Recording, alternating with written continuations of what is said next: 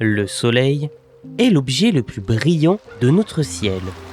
Et pourtant, il arrive parfois qu'il puisse disparaître en pleine journée, laissant place à l'obscurité. Ainsi, pendant des millénaires, les éclipses ont été perçues comme des signes surnaturels, capables de susciter une peur profonde chez nos ancêtres. Aujourd'hui, elles constituent au contraire l'un des phénomènes astronomiques les plus spectaculaires que nous puissions observer.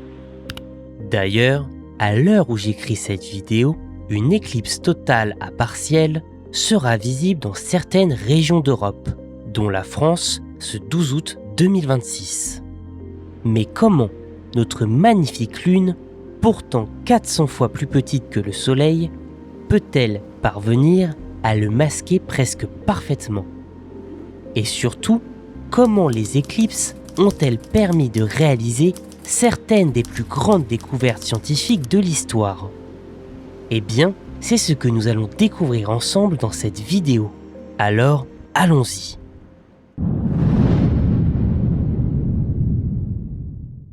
Des mythes à la compréhension progressive. Imaginez, nous sommes il y a plus de 2000 ans, et à travers un ciel bleu, on aperçoit notre Soleil qui, comme à son accoutumée, brille de mille feux. À ce moment, rien ne laisse présager de ce qui va se produire. Pourtant, la lumière de notre astre commence déjà à faiblir. Les ombres deviennent étranges, les températures chutent et les animaux deviennent progressivement muets. Ainsi, en quelques minutes, le jour laisse place à une étrange pénombre. Les planètes les plus lumineuses, comme Vénus, ainsi que quelques étoiles particulièrement brillantes, deviennent alors visibles en plein jour. À la vue d'un tel spectacle, imaginez un instant la réaction des êtres humains de l'époque, puisqu'ils ne connaissaient ni la gravitation, ni la mécanique céleste, et encore moins la véritable nature du Soleil ou de la Lune.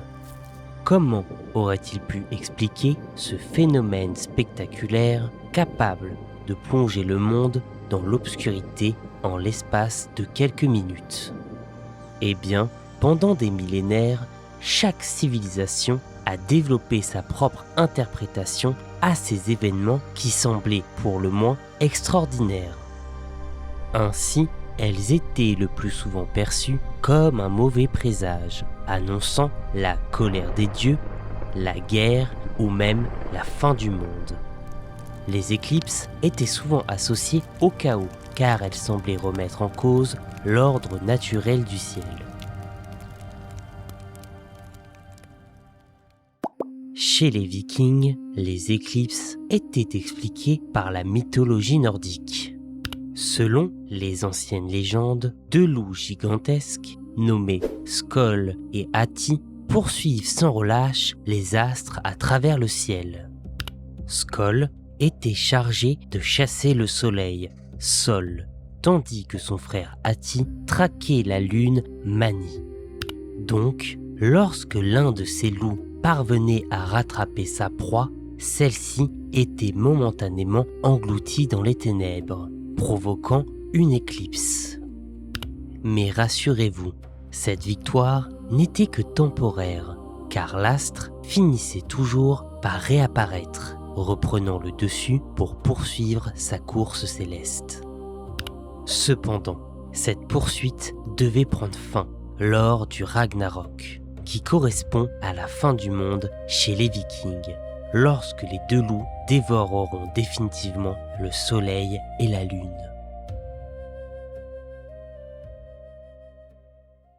Chez les Mayas, les éclipses étaient bien plus qu'un simple phénomène astronomique, puisqu'elles étaient interprétées comme le signe d'un affrontement entre les dieux, susceptible de bouleverser l'équilibre du monde. Le soleil était associé au dieu Kinish, représentant la vie, l'ordre et la prospérité. Donc, lors d'une éclipse, les Mayas parlaient d'un soleil brisé, un événement inquiétant pouvant annoncer des bouleversements ou des catastrophes de grande ampleur.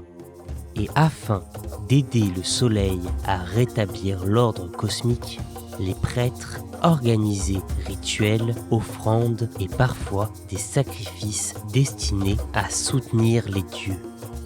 Paradoxalement, cette interprétation religieuse coexistait avec une connaissance remarquable du ciel, puisque les astronomes mayas observaient les mouvements des astres avec une relative précision.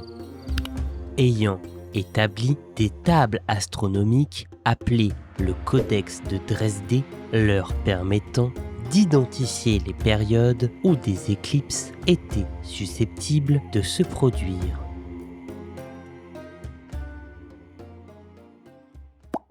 Enfin, dans la Chine antique, on racontait qu'un immense dragon céleste tentait de dévorer le soleil. Pour le faire fuir, les habitants faisaient résonner des tambours, des gongs ou tout autre objet afin d'effrayer la créature.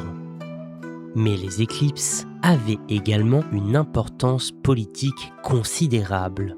En effet, pendant des siècles, elles étaient interprétées comme des messages envoyés par le ciel, reflétant l'état de l'Empire et la relation entre l'empereur et l'ordre cosmique. Ainsi, lorsqu'une éclipse survenait, ce n'était pas seulement le soleil que l'on observait, mais aussi le trône impérial. Puisque être capable de prédire une éclipse était un enjeu majeur, démontrant que le souverain gouvernait en harmonie avec l'univers. Une erreur de prédiction pouvait même fragiliser son autorité.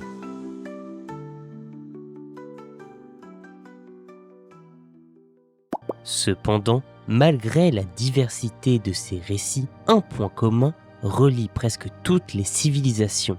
Les éclipses inspiraient autant la fascination que la crainte.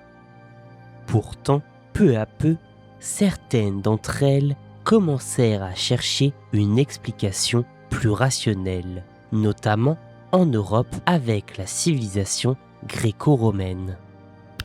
Ainsi, grâce à des siècles d'observation du ciel, ils comprirent que les éclipses n'étaient pas des signes envoyés par les dieux, mais le résultat d'un alignement précis entre la Terre, la Lune et notre Soleil.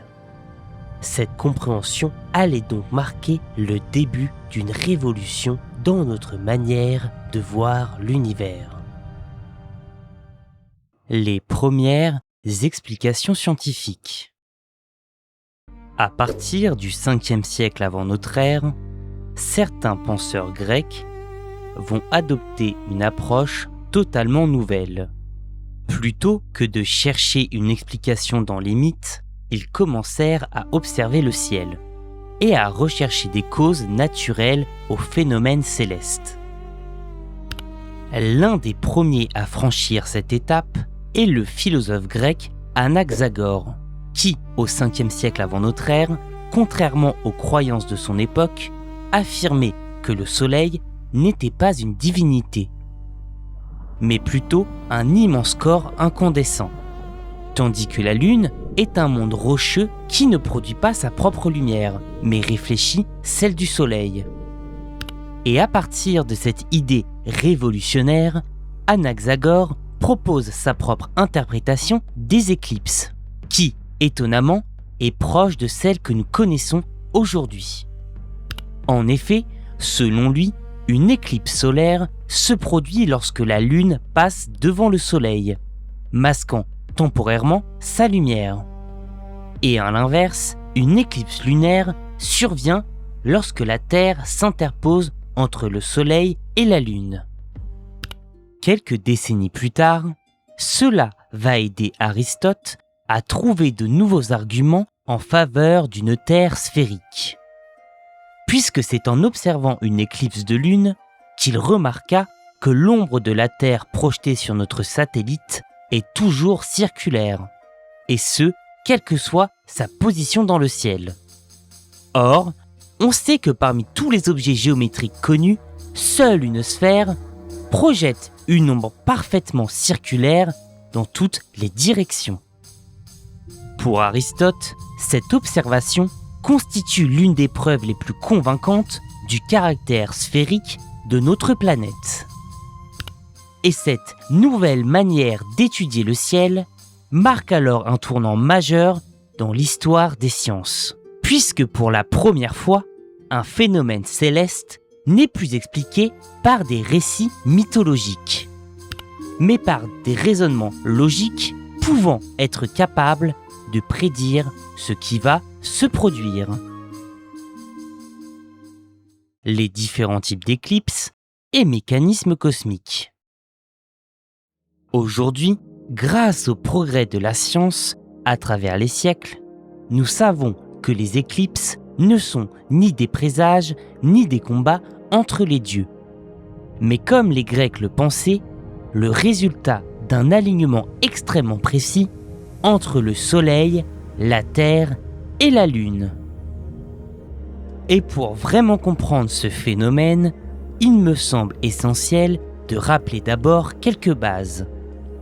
En effet, la Lune tourne autour de la Terre en environ 27 jours, tandis que la Terre effectue une révolution autour de notre Soleil en un peu plus de 365 jours.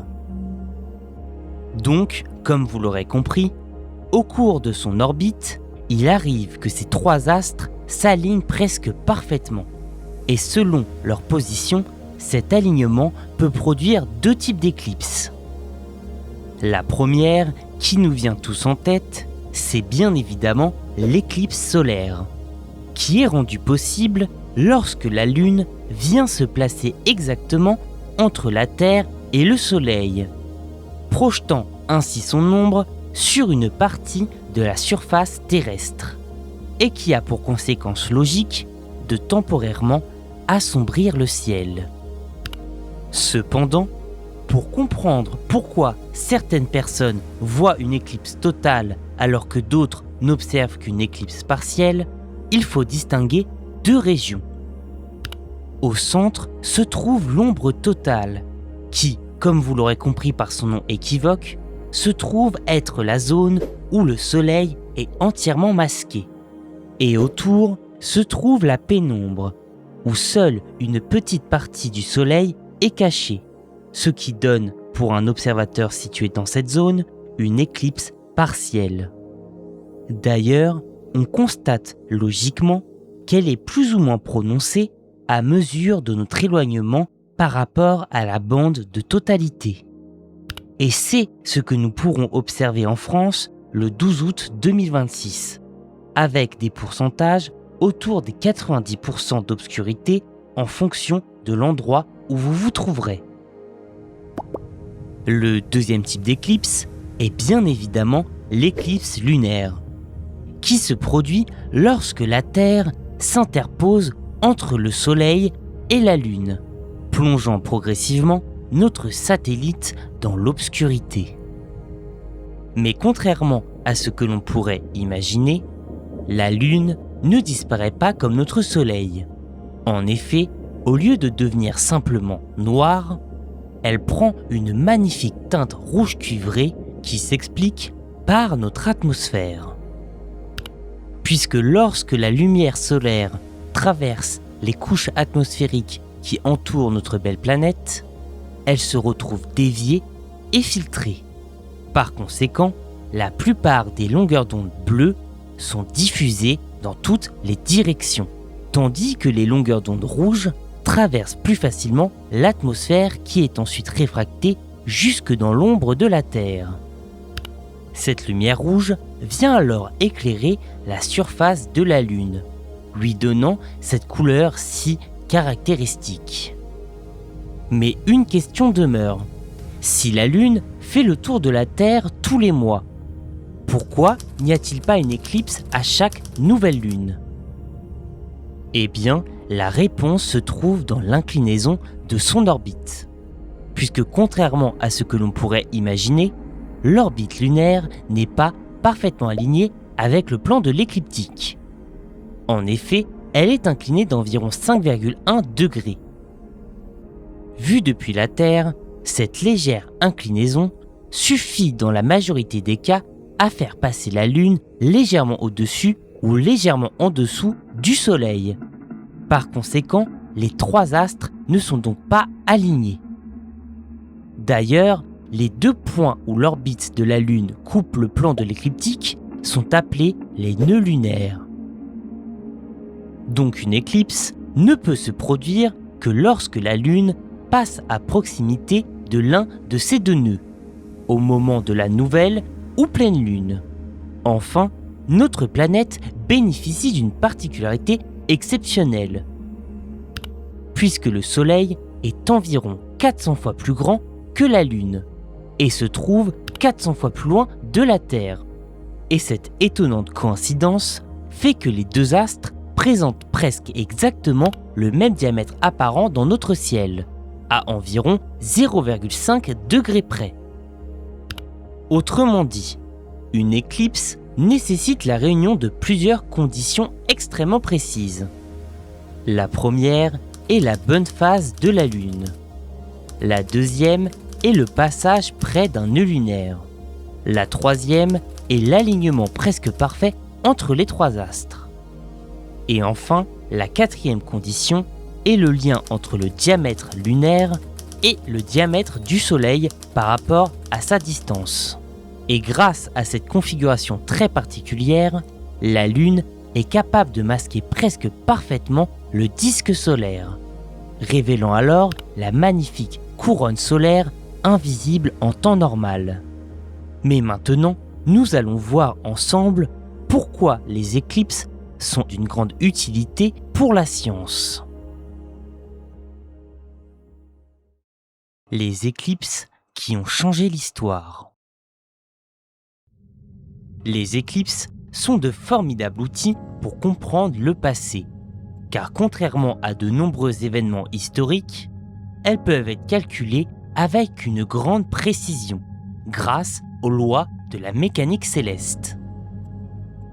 Ainsi, lorsqu'un ancien texte raconte qu'un jour le Soleil a disparu en pleine journée, les astronomes peuvent alors déterminer quelle éclipse correspond exactement à cette description.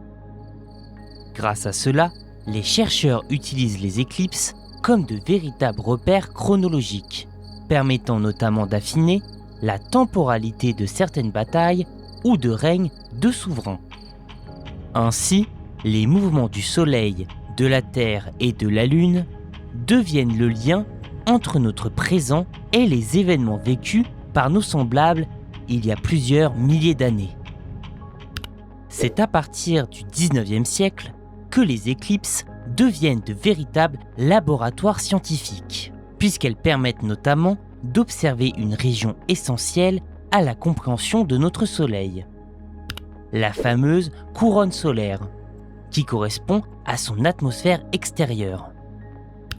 Pour l'étudier, les scientifiques organisent de grandes expéditions à travers le monde, parcourant parfois plusieurs milliers de kilomètres pour atteindre la zone où l'éclipse sera totale.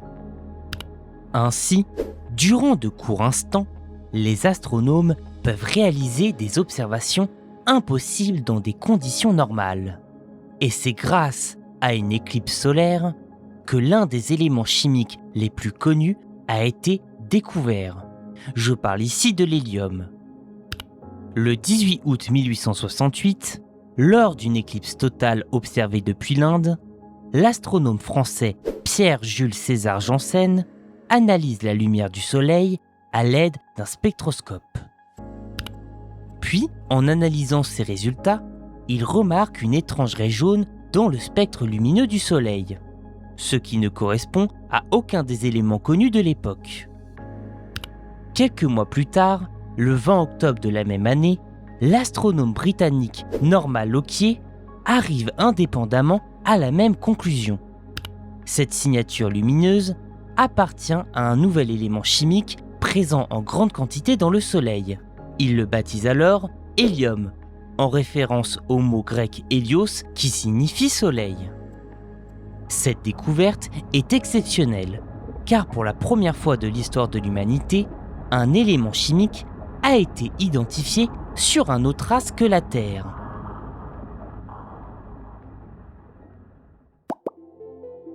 Mais l'une des éclipses les plus célèbres de l'histoire des sciences reste sans doute celle du 29 mai 1919.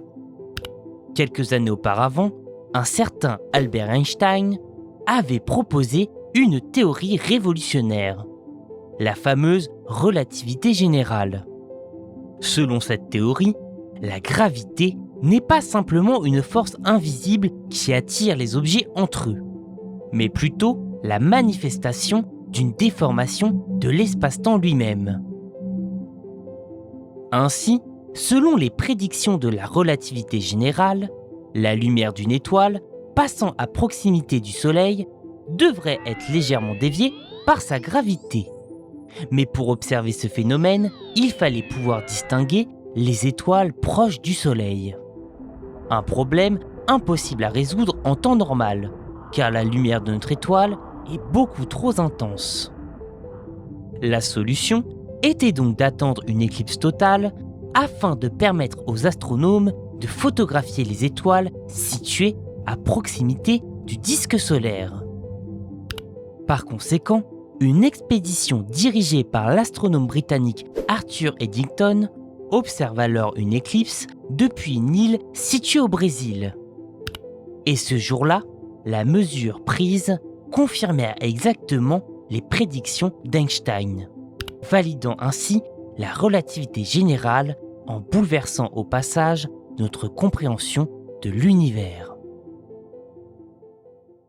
Comment observer une éclipse ? Après avoir découvert le fonctionnement des éclipses et leur rôle dans certaines grandes avancées scientifiques, intéressons-nous désormais à la manière de les observer en toute sécurité. Car si les éclipses sont des spectacles fascinants, elles nécessitent également certaines précautions. En effet, vous n'êtes pas sans savoir que le Soleil représente un véritable danger pour nos yeux, mais aussi pour tout instrument optique dirigé vers lui sans protection adaptée, comme un télescope, une paire de jumelles ou un appareil photo. La lumière de notre étoile est si intense qu'elle peut endommager la rétine sans provoquer de douleur immédiate, puisque celle-ci ne possède pas de récepteur capable de détecter les liaisons provoquées par ce rayonnement. Les dommages pouvant être irréversibles et entraîner une perte définitive de la vision. Donc, pour mieux comprendre les précautions à prendre, intéressons-nous d'abord aux différentes phases d'une éclipse solaire. Une éclipse débute par ce que les astronomes appellent le premier contact. C'est l'instant où la Lune commence à empiéter sur le disque solaire, et ce jusqu'à atteindre le maximum de l'éclipse. Le phénomène se poursuit ainsi jusqu'au dernier contact, lorsque la Lune quitte complètement le disque solaire et que notre étoile retrouve peu à peu son apparence habituelle. Ainsi, le moment le plus spectaculaire reste bien entendu l'éclipse totale, lorsque la Lune recouvre entièrement le Soleil et transforme pendant quelques minutes le jour en nuit. Mais qu'il s'agisse d'une éclipse partielle ou totale, une règle ne change jamais. Tant qu'une partie de la lumière solaire est visible, il est impératif de porter une protection adaptée. Et ce, même lorsque 99% du disque solaire est masqué, puisque le mince croissant restant demeure suffisamment lumineux pour provoquer de graves lésions oculaires. C'est pourquoi il ne faut jamais observer une éclipse sans équipement spécialement adapté à cet effet. La solution la plus simple consiste à utiliser des lunettes spécialement conçues pour les éclipses et conformes à la norme internationale suivante.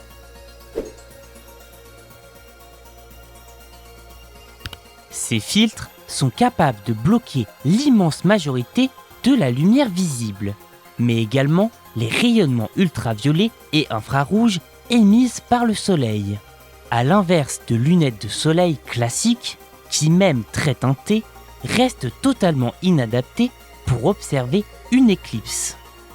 D'ailleurs, si vous souhaitez observer ou photographier une éclipse avec un télescope, une paire de jumelles ou un appareil photo, il est également indispensable d'utiliser un filtre solaire placé à l'avant de l'instrument, puisque sans cette protection, vous pourriez endommager irrémédiablement votre matériel. Il existe toutefois une exception, qui est lorsque la Lune recouvre entièrement le Soleil. Il devient alors possible, pendant quelques minutes, de retirer ses lunettes et de profiter du spectacle. Et c'est à ce moment précis que l'un des plus beaux spectacles astronomiques devient visible, la couronne solaire. Mais cette parenthèse reste extrêmement brève, car dès que les premiers rayons du soleil réapparaissent, il faut immédiatement remettre ses lunettes de protection avant de poursuivre l'observation. En respectant ces quelques règles simples, chacun peut profiter pleinement de l'un des phénomènes astronomiques les plus spectaculaires que la nature puisse nous offrir. Un spectacle si rare et fascinant que lors des grandes éclipses totales, des milliers de passionnés parcourent parfois des milliers de kilomètres pour vivre ces quelques minutes d'obscurité en plein cœur de la journée. Conclusion. Pendant des millénaires, les éclipses ont nourri les peurs, les légendes et les croyances des civilisations du monde entier.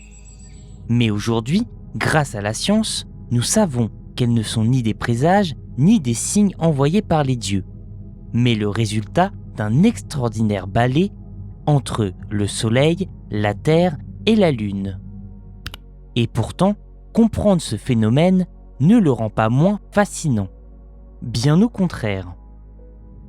Car derrière ces quelques minutes où le jour laisse place à une étrange obscurité, se cache une incroyable succession de coïncidences cosmiques. Donc, les éclipses nous rappellent aussi que la science ne consiste pas seulement à répondre à nos questions. Elle nous permet surtout de transformer notre émerveillement en compréhension et a permis de découvrir un nouvel élément chimique et confirmer la relativité générale d'Einstein en comprenant mieux notre place dans l'univers. Et finalement, les éclipses sont peut-être l'un des plus beaux exemples de ce que la science peut nous offrir, en prenant un phénomène qui semblait autrefois magique et révéler que la réalité est encore plus extraordinaire que les anciens mythes.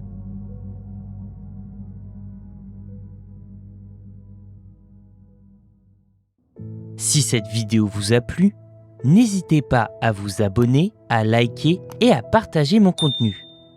Quant à moi, je vous dis à très vite pour une prochaine vidéo. Salut!